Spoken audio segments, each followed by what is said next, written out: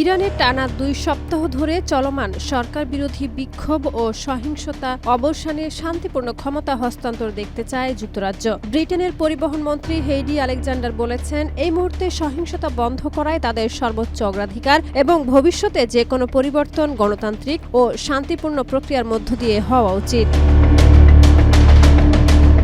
ভয়াবহ অর্থনৈতিক সংকটকে কেন্দ্র করে শুরু হওয়া এই আন্দোলনে আইনশৃঙ্খলার সঙ্গে সংঘর্ষে এখনো পর্যন্ত অন্তত ১৯২ জন নিহত হয়েছেন, আহত হয়েছেন আরও হাজারো মানুষ।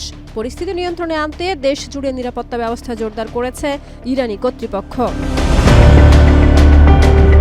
মার্কিন সংবাদ মাধ্যম স্কাই নিউজকে দেওয়া এক সাক্ষাৎকারে আলেকজান্ডার বলেন, ইরান দীর্ঘদিন ধরে একটি দমনমূলক ও বৈরী রাষ্ট্র হিসেবে পরিচিত। তিনি বলেন, ইরানি জনগণের মৌলিক স্বাধীনতা নিশ্চিত করা এবং গণতান্ত্রিক মূল্যবোধ ফিরিয়ে আনায় আন্তর্জাতিক সম্প্রদায়ের প্রত্যাশা।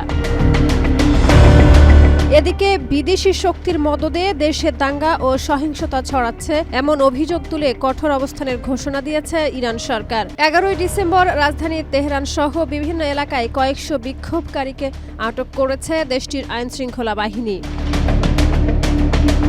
চলমান সরকার বিরোধী আন্দোলনের প্রতি প্রকাশ্য সমর্থন জানিয়েছে ইসরায়েল। দেশটির পররাষ্ট্রমন্ত্রী গিদিওন সার বিক্ষোভকে ইরানি জনগণের স্বাধীনতার সংগ্রাম বলে উল্লেখ করেন। একই সঙ্গে তিনি বলেন, ইরানের জনগণের সঙ্গে ইসরায়েলের কোনো শত্রুতা নেই।